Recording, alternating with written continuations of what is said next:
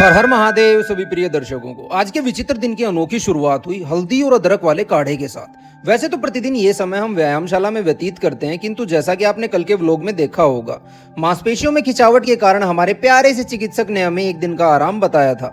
अब आलस्य से संपूर्ण छुटकारा पाने की दृष्टि से हम स्नान ग्रहण कर लेते हैं, जिसके बाद बारी आती है खुद को भगवान शिव के चरणों में समर्पित करने की। अब अपने अस्पताल का कार्यभार भी साथ में ही संभाल लेते हैं, जो कि अक्सर दिन का एक मुख्य कार्य होता है।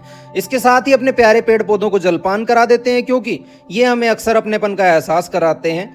सुबह के भोजन के लिए आज हम बनाने वाले थे चने का सत्तू, जो कि ऊर्जा का एक बेहतरीन स्रोत है। और हाँ, बनाने में ज़्यादा समय नहीं लगता है, क्योंकि मरीज आ चुके थे और भोजन की व्यवस्था का समय हमारे पास नहीं था।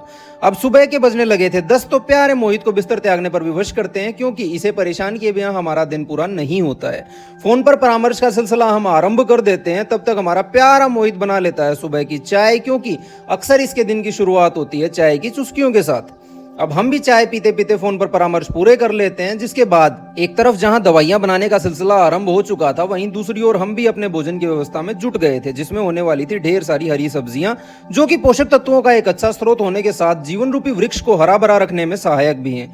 ध्यान रखने योग्य बात बस इतनी सी है कि इनको साफ करने हेतु पानी में कुछ देर के लिए छोड़ अवश्य दें, ताकि अतिरिक्त गंदगी से आपको निजात मिल सके। अब भोजन तैयार हुआ, तब तक दवाइयां बनकर भी तैयार थी और अस्पताल की छुट्टी का समय भी हो चला था। अब सुहानी शाम की एक बेहतरीन शुरुआत होती है एक तेज अदरक वाली चाय व हमारे प्यारे मोहित को परेशान करने के साथ, जो कि अपने बिस्तर से हमेशा चिपका हुआ ही मिलता है, जैसा कि आपने हर व्लॉग में देखा होगा। अब हमें रात्रि भोजन हेतु कुछ खरीदारी आदि करनी थी, अतः विचार आया कि हमारे प्रियजनों से मिलते हुए चलते हैं। बस विचार आने की देर थी और हम दोनों निकल पड़ते हैं अपनी छोटी सी पैदल यात्रा पर, जहां रास्ते में थोड़ा सा चलते ही हमें घेर लेता है प्यारा सा ये 4 पैरों वाला जीव, जिसका नामकरण अब तक नहीं हुआ है। यदि आप कोई नाम सुझाव करना चाहते हैं तो कर सकते हैं। अब कदमों को रफ्तार देते हुए हम पहुंचे थे अपनी प्यारी बहन से मिलने, जहां हमारे स्वागत के लिए हमेशा तैयार मिलता है प्यारा सा पूची।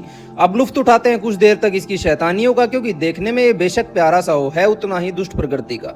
काफी देर चले वार्तालाप के सिलसिले के बाद भूख का वेग गति धारण करने लगा था, तो हम निकल पड़े बाजार की ओर खरीदारी करने के लिए, क्योंकि आज इच्छा हो रही थी शाही पनीर बनाने की। अब हमें खाना बेशक ना पसंद हो, लेकिन बनाना कुछ ज्यादा ही रास आता है। अब करते हैं एक के बाद एक खरीदारी, जिसमें सब्जियां आदि भी शामिल थी, और कड़कती हुई ठंड के बीच हम दोनों निकल पड़ते हैं वापस घर की ओर, जहां प्यारे मोहित को पैदल चलना कतई रास नहीं आता है। बिस्तर के प्रति इसका ये लगाव अक्सर हमें असमंजस की स्थिति में डाल देता है। घर आते ही आरंभ करते हैं भोजन की व्यवस्था। शाही पनीर के साथ ही हम बना रहे थे रक्तशाली चावल भी, जिनके बारे में मैंने आपको पिछले व्लॉग में बताया ही होगा। अब भोजन तैयार हो रहा था, तब तक आप पहुंचते हैं दोनों प्रियजन। फिर चलता है एक लंबा वार्तालाप व हंसी मजाक का सिलसिला, और ऐसे युद्ध विराम देंगे आज के इस लंबे चौड़े व्लॉग को। आप सभी को मेरी तरफ से राम राम।